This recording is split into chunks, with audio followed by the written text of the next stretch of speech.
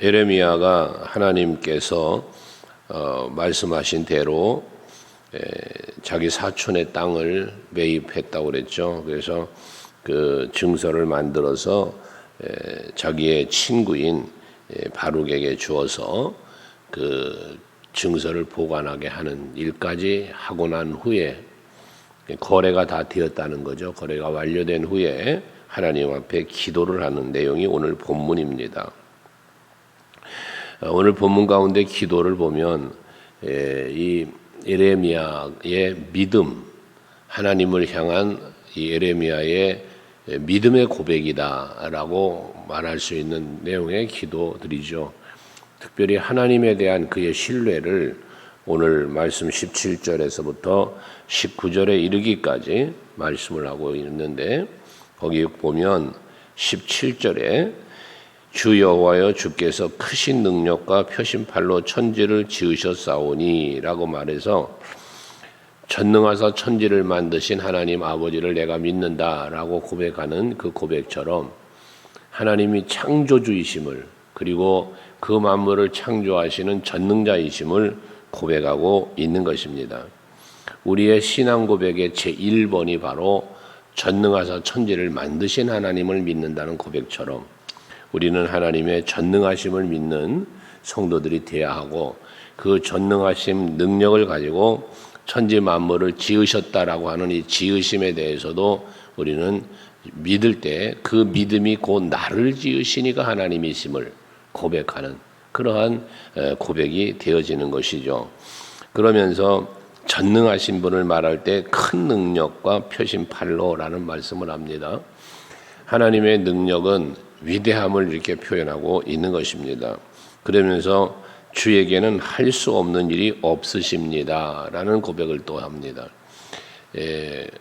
못하는 것이 없다, 전능하신 하나님을 이렇게 표현하는데요, 사도 바울은 내게 능력 주시는 자 안에서 내가 모든 것을 할 수 있다라는 고백을 하는 것처럼, 결국은 바울의 그 고백도 마찬가지죠.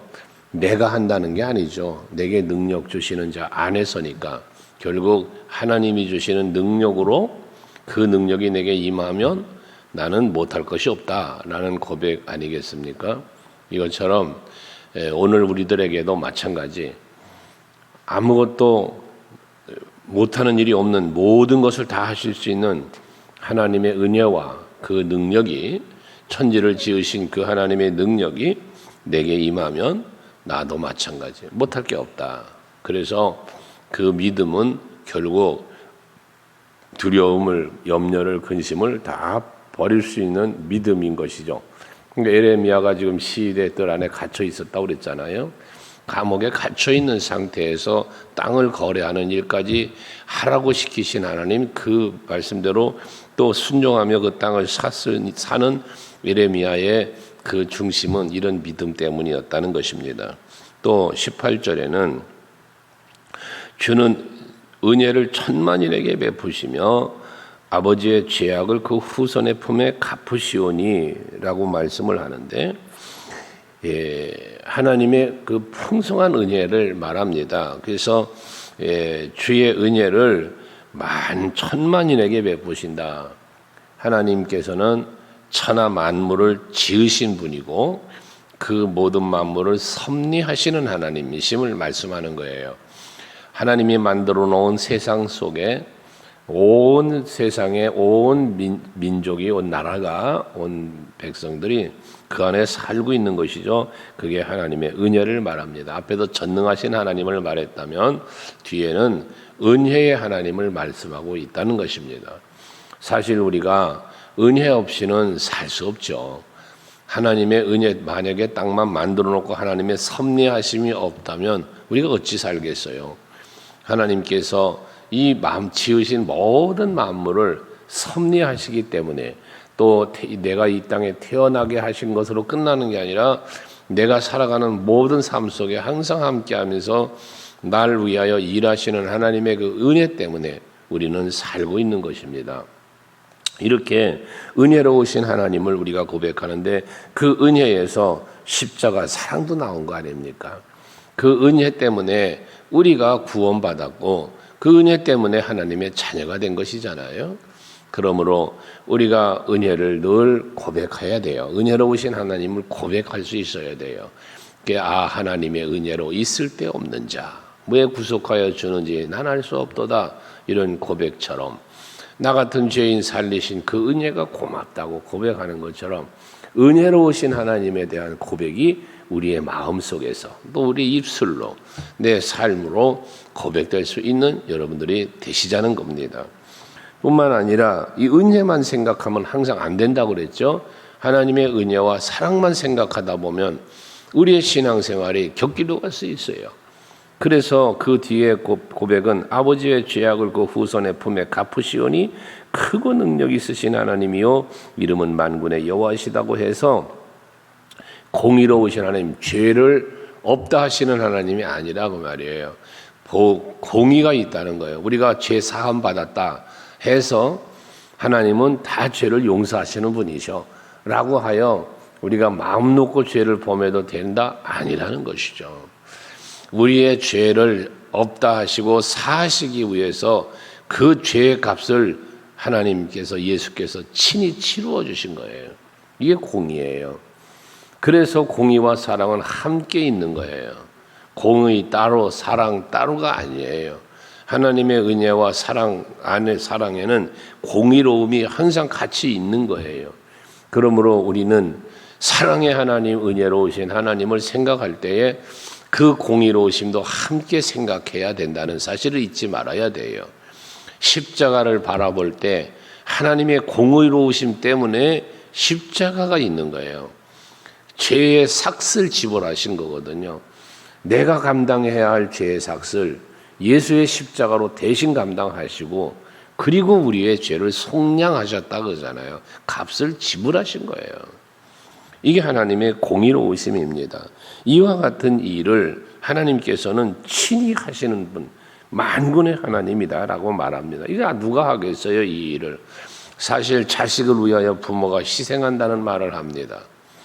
부모를 위하여 자식이 부모를 위하여 아니라 부모가 자식을 위하여 희생하는데 아무리 희생한다고 해도 자기 목숨까지 내어놓겠습니까마는 그런 일들이 간혹 있지요. 자식을 살리려고 구하려고 어떻게 해보려고 자기 목숨 아끼지 않고 버리는 이런 부모들의 모습을 보지요. 하지만 하나님의 그 크신 은혜와 십자가의 사랑에 비교할 수는 없습니다. 예수의 사랑의 최고 인간 사회에서 최고 근접한 사랑이 모성애라고 말하는 것처럼 어머니의 사랑을 이야기하긴 합니다. 하지만 십자가의 사랑에 비할 수 있겠습니까? 여러분들이 그 하나님의 사랑과 섭리하시며 다스리시는 그 은혜를 우리는 기억해야 돼요. 그래서 19절에 그런 고백을 하는 거예요. 주는 책략에 크시며 하시는 일에 능하시며 인류의 모든 길을 주목하시며 그의 길과 그의 행위의 열매대로 보응하시나이다. 이 하나하나 말씀, 책략이 크다, 일에 능하시다, 모든 길을 주목하고 그 길과 행위를 열매대로 보응한다. 이게 하나님의 섭리라는 거예요. 사실 우리가 믿음대로 될지어다, 심은 대로 거두리라, 행한 대로 갚으리라, 하나님의 3대 축복의 원칙이라고 늘 바라보고 있습니다마는 이 모든 것들이 믿음대로 되게 하시는 것도, 심은 대로 거두게 하시는 것도, 행한 대로 갚아주시는 것도 이게 전부 다 하나님의 섭리입니다. 하나님의 일하심이신 거죠. 바로 그런 은혜 속에 우리가 살고 있다는 사실입니다. 오늘도 여러분들의 예배가 헛되지 않을 것이고 여러분의 기도가 헛되지 않을 것입니다.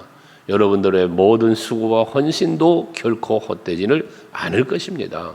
왜? 섭리하시고 일하시는 하나님 때문에 그렇습니다. 우리는 예수님 덕분에 행복하다는 고백을 늘 하죠. 이것처럼 하나님의 은혜와 섭리 때문에 우리는 살고 있음을 고백할 수 있어야 한다는 겁니다. 그러면서 20절, 21절의 말씀에 보면 22절까지의 말씀을 보면 이하에 출애굽의 역사를 이루셨던 하나님, 그 출애굽의 역사를 이루시기 위하여 보여줬던 표적과 기사들, 우리는 출애굽기에서 민수기에서 신명기에서 모세오경을 통하여 하나님이 하셨던 구원의 역사를 위하여 말입니다. 이스라엘 백성들이 애굽에서 종노릇할 때 그들을 이끌어내시기 위하여 하셨던 모든 일들, 그 일에 대해서 21절은 말하기를 표적과 기사와 강한 손과 표심팔과 큰 두려움으로 백성들을 인도하셨다는 거예요. 사실 홍해 바다를 가른다, 이게 여러분 어떤 일입니까? 애굽 병사들이 쫓아왔지만 그 바다를 가르는 기가 막힌 일을 이루셨어요. 그리고 그 길을 건너가게 하신 거예요. 뒤에 따라오는 애굽 병사들은 또 물속에 수장시켜 버리시는, 이게 하나님이 보여주신 표적과 기사와 표심팔과 능력으로 역사하시는 일이었단 말이죠. 이것을 바라보며 이스라엘 백성들이 단순히 기뻐만 했겠어요? 와, 하나님이 하시는 일을 보며 두려워도 하는 거죠. 주변 나라들로 두려워하게 하는 거죠.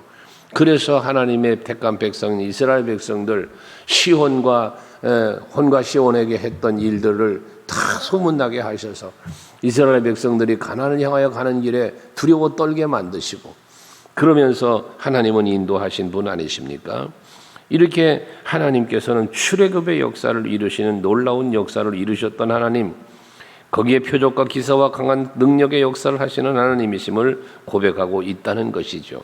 그래서 결과적으로 22절에 보면 그들에게 약속한 땅 가나안을 주셨다는 거예요. 특별히 그들에게 주시기로 조상들에게 맹세하신 바 적과 꿀이 흐르는 땅을 그들에게 주셨으므로, 언약하시고 약속하신 땅을 주셨다는 것은 약속하신 것을 반드시 이루시는 하나님이심을 고백하고 있는 것 아니겠습니까? 여러분들에게 늘 말하는 거잖아요. 하나님의 약속은 반드시 이루어진다. 그러므로 우리는 그 약속을 믿어야 한다라고 말씀드렸죠. 그래서 더 나아가서 그러면 하나님이 나에게 주신 약속, 하나님이 내게 주신 말씀은 과연 무엇인가? 이것을 우린 찾아야 된다고 그랬죠.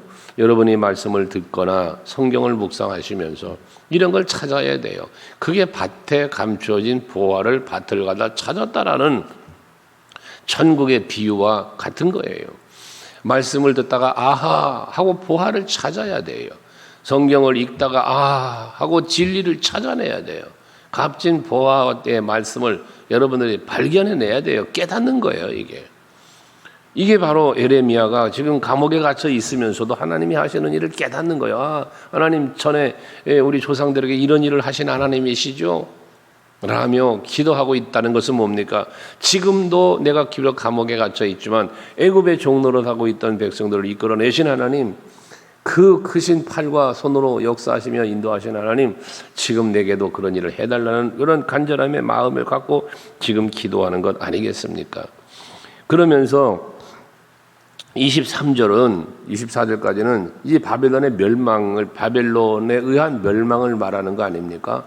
이렇게 하나님이 약속하신 땅인 적과 꿀이 흐르는 가나안 땅을 저들에게 주셨는데도 이들은 하나님의 말씀을, 주의 목소리를 23절에 보면 그들이 들어가서 이를 차지하였거늘 주의 목소리를 순종하지 아니하며 주의 율법에서 행하지 아니하며 무릇 주께서 행하라 명령하신 일을 행하지 아니하였으므로 라고 말하죠. 불순종이라는 거예요.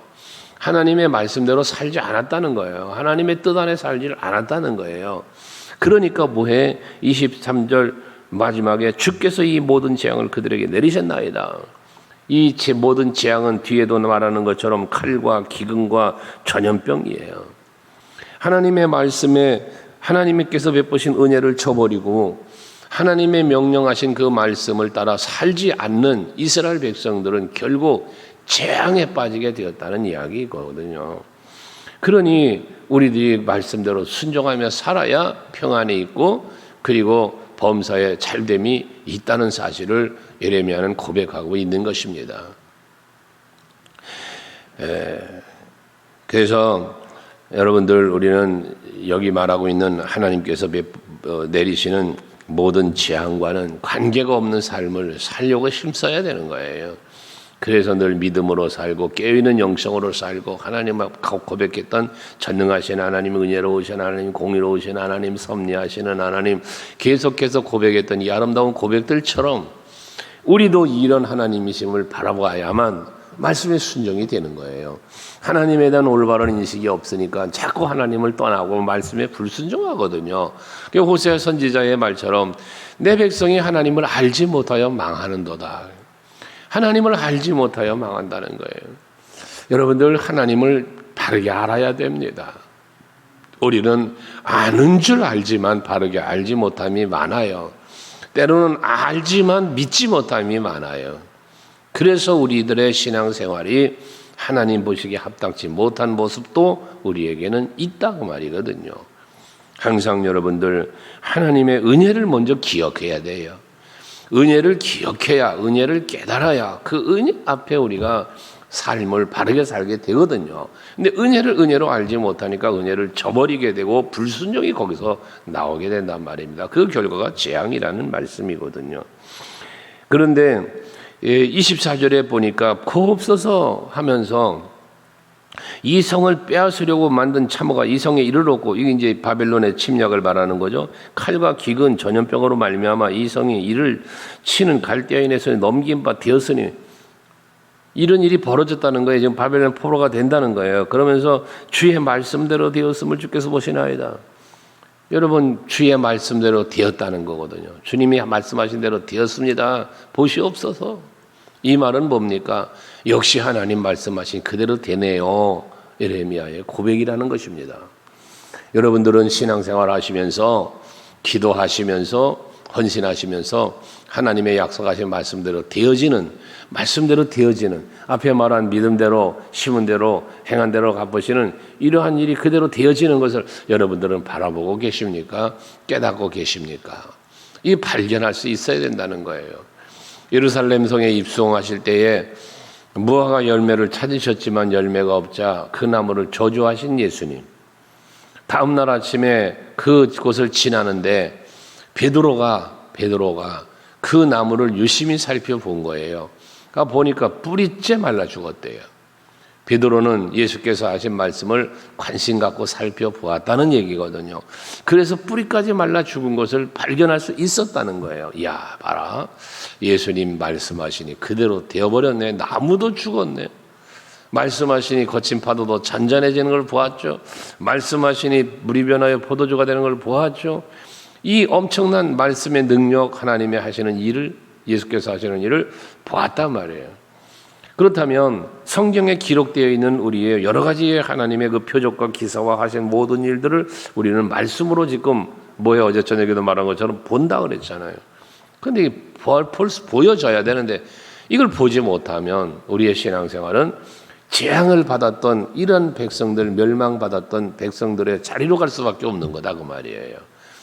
은혜와 하시는 섭리의 모든 일을 발견하고 그 은혜를 감사하면서 살아갈 수 있는 여러분들이 될 수 있기를 바라는 겁니다. 하나님의 말씀은 그대로 되어집니다.